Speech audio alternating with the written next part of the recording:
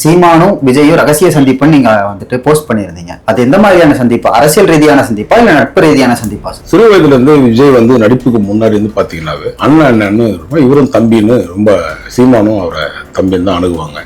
இப்போ சந்திச்ச சந்திப்பு என்பது அரசியல் சந்திப்பு தான், அதுல எந்த மாற்று கருத்தும் கிடையாது. நாம் தமிழர் இயக்கம் சீமானோட கொள்கைக்கும் தமிழக வெற்றி கழகத்தின் இயக்கம் விஜயோட கொள்கைக்கும் எப்படி ஒத்து போகும்னு நினைக்கிறீங்க? பல்வேறு விதமான அவருடைய நாம் தமிழ் இயக்கத்தின் கொள்கைகளை என்ன சொல்லியிருக்காரோ அதை சினிமாவில் பிரதிபலிச்சாரு விஜய். சீமானும் விஜய் அவர்களும் வெவ்வேறு மனிதராக இருந்தாலும் கூட ஆனா கொள்கையில ஒரு ரீதியா ஒன்றாக கூறக்கூடிய நபர்கள் ரெண்டு பேருமே. இப்போ நீங்க சொல்ற மாதிரி 117 தொகுதி 117 தொகுதினா முதலமைச்சரா யார் அறிவிப்பாங்கன்னு நினைக்கிறீங்க? சீமான் அவர்கள் ஒரு 70 சீட்டு ஜெயிக்கிறாருன்னு வச்சுக்கோங்க. இல்ல நம்ம விஜய் அவர்கள் ஒரு 65 சீட்டு தான் ஜெயிக்கிறாரு அப்படின்னா சீமான் முதலமைச்சரான விஷயங்கள் இருக்கும். இந்த கூட்டணியில விஷால் இணைவாரா? எந்த கூட்டணியில? சீமான் விஜய் கூட்டணியில. தம்பி நீங்க வேற காமெடி பண்ணாங்க தம்பி. நிறைய விஷயங்கள் நம்ம ஒரு சீரியஸான விஷயம் பேசிட்டு இருக்கோம். என்ன விஷயம்னா அது என்ன ஒரு காமெடி பீஸ் தம்பி. அந்த விஷால்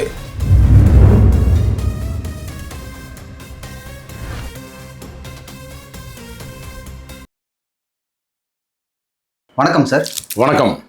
சீமானும் விஜயும் ரகசிய சந்திப்புன்னு நீங்க வந்துட்டு போஸ்ட் பண்ணியிருந்தீங்க. அது எந்த மாதிரியான சந்திப்பா? அரசியல் ரீதியான சந்திப்பா இல்ல நட்பு ரீதியான சந்திப்பா? அதாவது சீமான் அவர்களும் விஜய் அவர்களும் கிட்டத்தட்ட அவர் சிறு வயதிலிருந்து, ஏன்னா அவர் ரொம்ப நெருக்கமாக விஜயுடைய அப்பா சந்திரசேகர், எஸ்ஏ சந்திரசேகரோட நல்ல நெருக்கமாக இருந்தவர். அசிஸ்டன்ட் டைரக்டர் காலத்திலிருந்து ரொம்ப அன்பாக அவங்க கூட குடும்பத்தை பழகக்கூடியவர். சிறு வயதுலேருந்து விஜய் நடிப்புக்கு முன்னாடி பார்த்தீங்கன்னாவே அண்ணன்னு இவரும் தம்பின்னு ரொம்ப சீமானும் அவரை தம்பின்னு தான் அணுகுவாங்க. ஒரு கட்டத்துக்கு அப்புறம் அவர் இயக்கம் மற்ற விஷயங்கள் அந்த வச்சு ஒரு பெரிய விஷயத்துக்கு வராரு.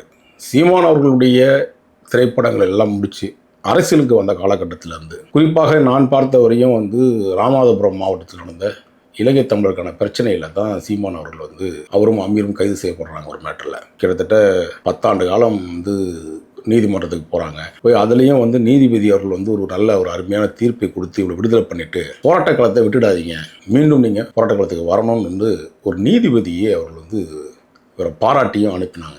இந்த தீர்ப்பு விடுதலை ஆனாலும் அந்த நேரத்தில் வெளியில் பல்வேறு விஷயங்களை அரசியல் தகழ்ச்சியை ஒரு காலகட்டத்தில் சீமான் அவர்களும் அமீர் அவர்களும் தோக்குற மாதிரி தான் இருந்துச்சு. ரெண்டு பேரும் இணைஞ்சு தான் பண்ணுற மாதிரி இருந்தது. சீமான் அவர்களை பொறுத்தவரையும் தலைவராகவும் ஒருங்கிணைப்பாளராகவும் இணை ஒருங்கிணைப்பாளராக அமீர் அவர்கள் இருக்கிற மாதிரி தான் ஒரு சூழ்நிலை இருந்துச்சு. ஒரு சின்ன சின்ன கருத்து வேறுபாடுகள், நட்பு ரீதியான பிரச்சனைகள் இதெல்லாம் கடந்து அவர் ஏன்னா அமீர் அவர்களும் சீமான் அவர்களும் மிக நெருங்கிய அண்ணன் தம்பி போன்ற உறவுகள் இருந்தவங்க. நண்பர்களையும் தாண்டி நட்புகளாம் தாண்டி தான் ஒரு உறவுகள் இருந்தாங்க. ஆனால் அதை தாண்டி ஒரு சின்ன சின்ன கருத்து வேறுபாடுகள் வந்துச்சு. அந்த கருத்து வேறுபாடில் இவர் மட்டுமே அந்த பயணத்தை தொடர்ந்தார், சீமான் மட்டும். அப்போ நாம் தமிழர் இயக்கம் துவக்கப்பட்டது.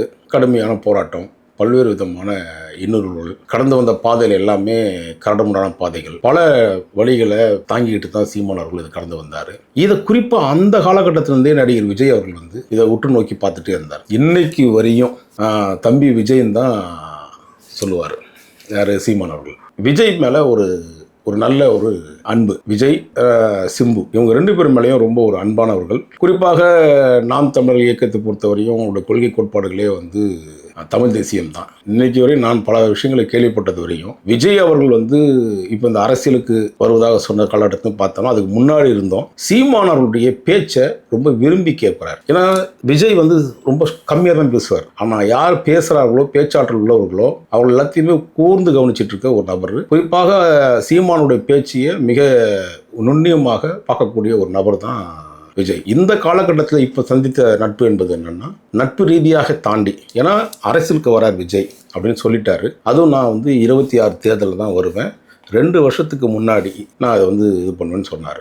சீமான் அவர்களுடைய இவர்களுக்கு விஜய் அவர்களுக்கு நடந்த இந்த ரகசிய சந்திப்பு நான் சொல்லியிருக்கேன் இல்லையா, அது ரகசிய சந்திப்புன்றதை வெளிப்படையாகவே நான் சொல்லலாம். ஏன்னா குடும்ப நட்பை மீறி அரசியலில் என்னை பொறுத்தவரையும் சீமான் அவர்களை குருநாதராக தான் வச்சிருப்பார்னு நினைக்கிறேன். ஏன்னா அவர் உற்று நோக்கி பல விஷயங்களில் சொல்லும் போது அவர் டைலாக்லாம் பார்த்தீங்கன்னா, சீமான் அவர்கள் ஏற்கனவே ஒரு படம் ஒன்று டைரக்ட் பண்ணணும்னு வச்சுருக்காரு. அது ஒரு அரசியல் படம். அது தமிழ்நாட்டையே திரும்பி பார்க்க வைக்கக்கூடிய, ஏன் இந்தியாவே திரும்பி பார்க்குற அளவுக்கு ஒரு படம். டைலாக் போர்ஷன்லாம் வந்து ரொம்ப சூப்பராக இருக்கும். அவர் 2 பேரை சூஸ் பண்ணார். ஒன்று வந்து சிம்பு, இன்னொன்று விஜய். விஜய் வந்து உச்சபட்ச நடிகர். விஜய் இதை பேசினா பல்வேறு விதமான சர்ச்சைகளை உருவாகும், தமிழ்நாட்டில் ஒரு அரசியல் மாற்றம் வரும்னு அந்த ஒவ்வொரு திரைக்கதை வடிவமைப்புகளையுமே அந்த வசனம் எல்லாமே ரொம்ப பிரமாதமாக வச்சுருப்பார் சீமான். ரொம்ப நாள் ஆசை அந்த கதையை அவர் வந்து சீமான் வந்து விஜய் அவருக்கு சொல்லியிருக்காரு. கதை அவருக்கு ரொம்ப பிடிச்சது. அப்போ அவர் அரசியலுக்கு வரக்கூடிய சூழ்நிலை இல்லை. இந்த படத்தில் நடித்தா பல எதிர்ப்புகளை நம்ம வந்து சந்திக்க வேண்டியது இருக்கும் அப்படின்றனால அதை ஒதுங்கி போனவர் தான் விஜய். இப்போது சந்தித்த சந்திப்பு என்பது அரசியல் சந்திப்பு தான். அதில் எந்த மாற்று கருத்தும் கிடையாது. நட்பை மீறி, அண்ணன் தம்பி உறவு மீறி இந்த அரசியல் சந்திப்பு நடந்துச்சு. நாம் தமிழர் இயக்கம் சீமானோட கொள்கைக்கும் தமிழக வெற்றி கழகத்தின் இயக்கம் விஜயோட கொள்கைக்கும் எப்படி ஒத்து போகும்னு நினைக்கிறீங்க? ஏன் ஒத்து போகாது? ஒத்து போகும் அப்படின்றதுக்கு ஒரு சில காரணங்களை என்னால் சொல்ல முடியும். நீங்கள் சொல்லக்கூடிய விஷயங்களை பார்த்தா தமிழ் தேசியமும் பேசக்கூடிய சீமானவர்களுடைய கொள்கையும் இவருடைய விஜய் அவர்களுடைய வார்த்தைகளே சொல்லியிருப்பார். சாதி மத அப்பாற்பட்ட ஒரு அரசியலை நான் மாற்றத்தை கொடுப்பேன்னு தான் சொல்லியிருப்பார் விஜய். அரசியல் அறிவிக்கும் போது சொன்னார். என்னை பொறுத்தவரையும் இவர்கள் 2 பேருமே தமிழர்கள் மீது தமிழ் பற்றாளரும் கூட. விஜயும் சரி, அவர் சீமானவர்களும் சரி. இவர் என்ன கொள்கைகளை அரசியலை சொல்கிறாரோ, விவசாயம் சார்ந்த விஷயங்கள், அப்புறம் வந்து வேளாண் உற்பத்தியை பற்றி பல விஷயங்களை சொல்லியிருப்பார். அதெல்லாம் தாண்டி வந்து கனிம வளங்களை காக்கணும்னு சொல்லியிருப்பார். இயற்கைகளை வந்து நம்ம காக்கணும்னு சொல்லியிருப்பார். மரம் செடி கொடிகளுக்காக சொல்லியிருப்பார். பல்வேறு விதமான அவருடைய நாம் தமிழ் இயக்கத்து கொள்கைகளை என்ன சொல்லியிருக்காரோ அதை சினிமாவில் வந்து பிரதிபலித்தார் விஜய். பல படங்களில் விவசாயிகளுக்காக பல்வேறு விஷயங்களை சொல்லியிருப்பார். குவாரியை பற்றி சொல்லியிருப்பார். கனிம வளங்களுடைய கொள்ளையை பற்றி சொல்லியிருப்பார். இது எல்லாமே 2 பேருமே ஒரே மைண்ட் செட்டப் உள்ள ஆட்கள். சீமானும் விஜய் அவர்களும் வெவ்வேறு மனிதராக இருந்தாலும் கூட, ஆனால் கொள்கையில் ஒரு ரீதியாக ஒன்றாக கூடக்கூடிய நபர்கள் 2 பேருமே. சார், சீமான் அவரோட நாம் தமிழர் கட்சியின் கொள்கையில் முழுமையாக கிராம பகுதிகளில் வந்துட்டு அந்த கட்டமைப்புகளை கொண்டு வந்துட்டார். விஜய்னா அரசியலுக்குள்ளேயே வரல. இது எந்த மாதிரியான ஒரு சந்திப்புன்னு நினைக்கிறீங்க? இல்லை, நீங்கள் சீமானோட கட்டமைப்புன்றது சாதாரண விஷயமா இல்லை. அடித்தளத்தில் திராவிட இயக்கத்துக்கு ஈக்குவலாக தேசிய இயக்கமான இருக்கக்கூடிய அந்த பிஜேபி இயக்கத்துக்கு ஈக்குவலாக ஒரு அடிமட்டத்தை வரையும் கொண்டு போயிருக்காரு. அதோட மாற்றுக்கிறதே கிடையாது தான். அதே போல தான் விஜய் அவர்களுடைய நற்பணி மன்றம் என்பது ரொம்ப கிராமப்பது குக்கிராமம்னு சொல்கிறோம் இல்லையா, அந்த குக்கிராமத்தை விட வார்டில் இருக்கக்கூடிய அதில் கூட வந்து இன்னும் சொல்லப்போனால் சென்ற உள்ளாட்சி தேர்தலிலேயே பல வாக்குகளை வந்து வேட்பாளர்கள் நிறுத்தி வெற்றி பெற்றிருக்காங்க. தெரியும், ஊராட்சி மன்ற தலைவர் வெற்றி பெற்றிருக்காரு, நிறைய கவுன்சிலர் வெற்றி பெற்றிருக்காங்க, ஒரு நகராமன்ற தலைவர் கூட வந்திருக்காங்க. அந்த மாதிரியான கட்டமைப்புகளை அவர் வந்து தயார்படுத்தி வச்சிருக்கிறார் விஜய் அவர்கள். ஆனால் அதையெல்லாம் தாண்டி அரசியல் கட்டமைப்பு வேறு. இந்த அரசியல் கட்டமைப்பை இதை ரசிகர் மன்ற கூட்டத்தை அப்படியே வந்து பொதுமக்களாக இன்னும் கொஞ்சம் அதிகப்படுத்தி உறுப்பினர்களை சேர்த்து அந்த கட்டமைப்பு பண்ணுறது ரொம்ப ஈஸி. விஜயகாந்த் அவர்கள் வந்து அந்த கட்டமைப்பை பண்ணி ஒரு ரிசல்ட்டை கொடுத்துட்டார். ஏன்னா அது ஒரு மிகப்பெரிய வெற்றி விஜயகாந்த் அவருடைய வெற்றி என்பது. ஏன்னா அவருடைய நற்பணி மன்றம் தான் பிறகு வந்து ரசிகர் மன்றம் தான் பிறகு வந்து அரசியல் கட்சியாக மாறிச்சு, தேமுதிகவா. அதே மாதிரி விஜய் அவர்கள் பொறுத்தவரையும் வெற்றி கழகத்துடைய கட்டமைப்பு என்பது பரவலாக எல்லா மாவட்டங்களிலும் குக்கிராமம் வரையும் வந்து சேர்ந்துருக்கு. இதில் தான் அந்த இவங்களுக்கு 2 பேருக்குமே ஒத்து போகும். அதுக்கான அரசியல் செய்வதற்கான அத்தனை அத்தியாயமும் கையில் 2 பேருமே செய்வாங்க. விஜயும் சீமானும் ஒன்று சேர்ந்து அரசியல் பண்ணால் சட்டமன்ற தேர்தலில் தொகுதிகள் எப்படி பிரிக்கப்படும்? அவங்கள பொறுத்தவரையும் சீமான் அவர்களும் விஜய் அவர்களும் பேசப்பட்ட விஷயங்கள் என்னென்னா, 2 பேருமே ஈக்குவலாக பிரிக்கணும். சட்டமன்ற தொகுதிகளில் 117 117 பேர் நம்ம நிற்போம். விஜயுடைய தமிழக வெற்றி கழகமும் சீமானவர்களுடைய நாம் தமிழ் இயக்கமும் 117 117 அப்படின்னு தனக்கு சரிசமமாக பிரிச்சுப்பாங்கன்றதான் நான் பேசுனத தகவல் எனக்கு. இப்போது நீங்கள் சொல்கிற மாதிரி 117 தொகுதி 117 தொகுதினா முதலமைச்சராக யார் அறிவிப்பாங்கன்னு நினைக்கிறீங்க? நல்ல கேள்வி. முதலமைச்சர் என்பது என்னன்னு கேட்டிங்கன்னா, இப்போ சின்ன எக்ஸாம்பிள் சொல்கிறேன் உங்களுக்கு. சீமான் அவர்கள் வந்து ஒரு 70 சீட்டு ஜெயிக்கிறாருன்னு வச்சுக்கோங்க.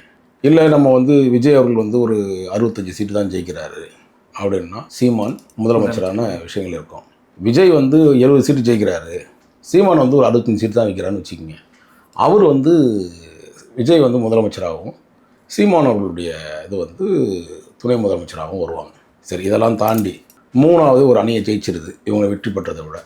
அப்போ எந்த அணி வெற்றி பெறுகிறதோ அதுக்கான விஜயோ அல்லது சீமான் அவர்கள் இருந்தால் அது எதிர்க்கட்சி தலைவராக பாவிக்கப்படும். ஏன்னா இன்றைக்கி களத்தில் வந்து அதிமுக எங்கேயோ புறந்தள்ளப்பட்டுடுச்சு. அது எந்த மாற்று கருத்தும் கிடையாது. இந்த தேர்தல் ரிசல்ட் வந்து அப்படி ஒரு விஷயத்தை கொடுக்கும். முதலமைச்சரை பொறுத்தவரையும் இவங்க 2 பேருக்குள்ள யார் அதிக எண்ணிக்கையில் சட்டமன்ற உறுப்பினர் பெறுகிறார்களோ அவர் தான் முதலமைச்சர்னு ஒரு ஒப்பந்தத்தை போடுவாங்க. அவர்களுக்குள்ள இந்த ஒரு ஒத்துமை வந்து கைவங்கம்னு விரும்புகிறோம், மாற்றமும் எதிர்பார்க்கலாம். அடுத்த கட்ட முதலமைச்சர் வேட்பாளராக அண்ணாமலை, சீமான், உதயநிதி ஸ்டாலின்லாம் இருக்கார். இருக்கும்போது விஜய் வருவதற்கான ஏதாச்சும் மெரிட்ஸ் இருக்கும்? நிச்சயமாக இருக்குது, என்ன மாற்றம் இருக்குது. அண்ணாமலையை பொறுத்தவரையும் ஒரு ஆளுமையும் இல்லை ஒரு மனிதர், அது எந்த மாற்று கருத்துமே கிடையாது. அவர் வந்ததுக்கப்புறம் தான், தலைமை ஏற்றதுக்கப்புறம் தான் தமிழ்நாட்டில் பிஜேபின்ற இயக்கம் வந்து இன்றைக்கி இவ்வளோ பெரிய விஷயங்களை மக்கள்கிட்ட கொண்டு போய் ரீச் பண்ண முடிஞ்சுது. நல்ல ஒரு மிகப்பெரிய ஓட் பேங்க்கு இந்த வாட்டி பெறுவாங்க. நான் பல காணொலியில் சொல்கிறது தான் நான் சொல்கிறேன். அதே போல் வந்து சீமானவருடைய இயக்கத்தை பொறுத்தவரையும் அடித்தளங்களில் இது ஒரு பெரிய மாற்றங்கள் ஏற்படுத்த வாய்ப்புகள் நிறைய இருக்குது. அது டபுள் டிஜிட்டாக இருக்கும். அதுக்காக தான் விஜய் அவர்களே வந்து காத்திருக்காருன்னு நினைக்கிறேன். இந்த தேர்தல் விஷயங்களை பேசாமல் கூட இந்த ஜூன் 4க்கு அப்புறம் சீமானுடைய வாக்குகள் வந்து எப்படிலாம் வந்து அதிகப்படியான வாக்குகள் எப்படி வரும்ன்றதை விஜய் காத்திருப்பார்னு நினைக்கிறேன். தம்பி உதயநிதியை பொறுத்தவரையும் திமுகன்ற வாக்கு மட்டும்தான். உதயநிதிக்கான செல்வாக்குன்றது தனி, அது ஒன்றும் இல்லை. திமுக அது வந்து பாரம்பரியமாக அவங்க அப்பா ஒரு கம்பெனி தானே, அது தலைமுறையாக. ஆமாம், அதெல்லாம் வர்றது தானே. இண்டிபெண்டாக வராங்கன்றது, சீமான் இண்டிபெண்டாக வந்தார், விஜய் இண்டிபெண்டாக வராரு, குறிப்பாக அண்ணாமலை இண்டிபெண்டாக வந்து அந்த இயக்கம் இருந்தால் கூட இவர் தனிப்பட்ட முறையில் தான் உள்ளே வந்து தன்னை யாருன்னு நினைச்சு காமிச்சார் அண்ணாமலை. அதாவது இந்த பொறுத்தவரை என்னன்னு கேட்டிங்கன்னா, விஜயை பொறுத்தவரையும் ஒரு தனி ஆற்றல். அதாவது அவங்க அப்பா ஏற்கனவே நான் வந்து கடந்த 20 ஆண்டு காலத்துக்கு முன்பாக மதுரையில் நான் வந்து தமிழ்நாடு ஹவுஸில் தங்கியிருந்தேன். ஒரு எஸ்.எஸ். சந்திரசேகர் பக்கத்து ரூம் எனக்கு. அப்போது நடிகர் விஜய் வந்து எங்கள் மதுரைக்கு வராரு. அன்றைக்கி இன்னொரு முக்கிய பிரமுகர், ஒரு பாராளுமன்ற உறுப்பினர் சோசன் நாச்சியப்பன்னு ஒருத்தர், அப்போ புதுசாக அரசியல் கட்சியிலேருந்து நகரமன்றத்தில் சிவகங்கையிலேருந்து வந்து வராரு. அவர் பொறுப்பேற்று இங்கே மதுரைக்கு வரும்போது கூட்டங்கள் வந்து அலைமோதுது. அப்போது விஜய் வராருன்னு தெரிஞ்ச உடனே மக்களுக்கு நிறைய, ஏன்னா உங்களுக்கு மதுரை வந்து பெரிய பேஸ். மதுரை மக்கள் எப்படின்னு கேட்டிங்கன்னா, ஒருத்தனை வளர்த்து விடணுன்னா தமிழ்நாட்டுக்கு சினிமா வந்தாலும் சரி, அரசியலாக இருந்தாலும் மதுரை தான் பெரிய பேஸ். இந்த மதுரை மக்கள் வந்து ஒரு வெறி பிடிச்ச ஒரு உணர்வு உள்ள ஒரு கூட்டம். அவர்கள் அங்கே சக்ஸஸ் ஆகிட்டா தமிழ்நாடு போய் நம்ம திரும்பி பார்க்குற அளவுக்கு சக்ஸஸ் ஆகும். திரைப்படத்திலிருந்தே சொல்கிறேன். அந்த மாதிரி அன்னைக்கு நடந்ததில் சோசன் ஆட்சியப்பன் வராரு. உள்ளே வரும்போது பேசிட்டு வராரு. என்னப்பா காங்கிரஸ் கட்சிக்கு இவ்வளோ பெரிய கூட்டம் வந்துருக்குது, பெருவாளிய இளைஞர் கூட்டம் நான் வந்ததுக்கப்புறம் பெருகிடுச்சு இல்லை அப்படின்னு சொல்லிட்டு வந்த உடனே அப்போ பக்கத்தில் இருக்க சொன்னார், அண்ணே இது வந்து காங்கிரஸ் கட்சிக்கோ உங்களுக்கோ வந்த கூட்டம் இல்லை, இது நடிகர் விஜய் வராருண்ணே. அப்படியாப்பா, நான் கூட அதான் நினச்சிட்டேன், நம்ம கூட்டம் தான் இவ்வளோ பெருசு நினச்சிட்டு சொன்னேன் அப்படின்னு சொல்லியிருப்பார். அதனால் விஜயை பொறுத்த வரையும் அவருடைய வரவேற்பு மக்கள்கிட்ட நல்லாவே இருக்குது. அவருடைய வளர்ச்சி என்பதை யாராலையுமே தடுக்க முடியாது. அதில் ஒன்றும் மாற்று கருத்து இருக்காது. விஜய் கட்சி ஆரம்பிப்பதற்கு திமுக தான் காரணம், முக்கியமாக உதயநிதி ஸ்டாலின் தான் காரணம்னு சொல்லிட்டு பரவலாக ஒரு பேச்சு இருக்குது. அதை பற்றி உங்களோட கருத்து என்ன சார்? விஜய் கட்சி ஆரம்பிக்கிறதுக்கு திமுக தான் காரணம். திமுக பல இடங்களில் பிளவடைவதற்கு யார் காரணம்? தந்தை பெரியார் அவர்களுடைய திராவிட கழகத்திலிருந்து பிரிஞ்சது திமுக. அதற்கும் வந்து ஒரு பெண் தான் காரணம். அதையெல்லாம் தாண்டி அண்ணா அவர்கள் கட்சி துவங்கி அவர்களுடைய இறப்புக்கு பிறகு எம்ஜிஆருக்கும் கலைஞர் அவர்களுக்கும் உள்ள பிளவுக்கு அங்கேயும் ஒரு நடிகை தான் காரணம், அங்கேயும் ஒரு பெண் தான் காரணம். அடுத்ததாக பார்த்தீங்கன்னா பல இடங்களில் பல விஷயங்களில் இப்போ கடந்து வந்த தம்பி உதயநிதி, விஜய், இதற்கும் வந்து ஒரு பெண் தான் காரணம். குறிப்பாக மகா நடிகை தான் காரணம். அது திமுகவுக்கு ஒன்றும் அது புதுசு இல்லை. தலைமுறையாக வந்து ஒவ்வொரு இடத்துலையும் பெண்களுடைய பவர் என்னன்றது வெளியில் தெரிஞ்சிடும். இன்றைக்கி நீங்கள் சொன்ன மாதிரி எனக்கும் சில விஷயங்களை கேள்விப்பட்டது அடிப்படையில் ஒரு சின்ன பிளவு தான் 2 பேருக்கும், ஆனால் பெரிய ஒரு விளைவை ஏற்படுத்திடுச்சு. இன்றைக்கி இந்த சின்ன பிளவு இருக்குல்ல, அந்த சின்ன பிளவில் எவ்வளோ பெரிய இழப்பு யாருக்குன்றத இப்போ நமக்கு தெரியும். வருங்கால 26 தேர்தலில் நமக்கு தெரிய தான் போகுது. ஆண்டாண்டு காலமாக சில முன்னோர்கள் சொன்ன விஷயத்தை தான் நானும் சொல்லணும்னு நினைக்கிறேன். ஆவதும் பெண்ணாலே அழிவதும் பெண்ணாலேன்னு சொல்லுவாங்க. ஆனால் சில நேரங்களில் எது உண்மை யதார்த்தன்றதை மக்களுக்கு விரைவில் நம்ம சொல்லுவோம். இந்த கூட்டணியில் விஷால் இணைவாரா? எந்த கூட்டணியில்? சீமான் விஜய் கூட்டணியில். தம்பி நீங்கள் வர காமெடி பண்ணாங்க தம்பி. நிறைய விஷயங்கள் நம்ம ஒரு சீரியஸான விஷயம் பேசிகிட்ருக்கோம். என்ன விஷயம்னா அது என்ன ஒரு காமெடி பீஸ் தம்பி. அந்த விஷால் தன்னையே யாருன்னு தெரியாமல் தன்னை மறந்து வந்து என்ன பேசுகிறோம் என்ன பண்ணுறோன்னே தெரியாது. ஒரு பதட்டமான பீஸ் அது வெத்து பீஸு, விலகாத பீஸு. அதை வச்சு நம்ம பேசி இந்த இடத்த நேரடியாக வீணடிக்க வேண்டிய. ஏன்னா விஜய் அவர்கள் வந்து வேறு லெவல் தம்பி. அது எங்கேயோ எந்த இடத்துலையோ ஏதோ ஒரு விஷயத்த சாதிச்சுட்டு வந்துட்டு இருக்கு. எந்த இடத்து உச்சத்துக்கு போயிருக்கு. இந்தியாவே திரும்பி பார்க்கக்கூடிய ஒரு மிகப்பெரிய நடிகனாக மாறி இருக்காப்புல. அங்கே போய் ஒரு காமெடி பீஸை கூட்டும் போயிட்டு அதாவது சொல்லி சேகன் தம்பி என்ன சொல்கிறது, புளியை பார்த்து பூனை கோடு போட்டுக்கலாம். அந்த மாதிரி விஜய் என்னெல்லாம் செய்கிறாரோ அதை அப்படியே காப்பி அடிக்கிறதுல பார்க்குறாப்புல. அந்த பீஸை பேசுகிறது வேஸ்ட்டு. அது நடிகர் சங்கத்துக்கும் உறுப்பு பார்த்தீங்களா, அந்த ஆமை பூந்த வீடு விளங்காதுன்னு சொல்லுவாங்க. அந்த மாதிரி நடிகர் சங்கத்துக்கு போனாப்புல நடிகர் சங்கம் விளங்காமல் போச்சு. அந்த கட்டடத்தை பாருங்கள். ஒரு 3000 பேருக்கு நடிகர் சங்கத்தையே உன்னால் உருவாக்க முடியல. அதுக்கு அடுத்து பார்த்தீங்கன்னா ப்ரொடியூசர் கவுன்சில், அதுலேயும் அதே மாதிரி தான் 2800 பேர் 3000 பேர் தான் இருக்கிறாங்க ப்ரொடியூசர் கவுன்சிலில். அந்த நடிகர் சங்கத்தில் இருக்கிற பணத்தையும் ஊழல் பண்ணிட்டு ஒழிஞ்சிட்டாப்புல.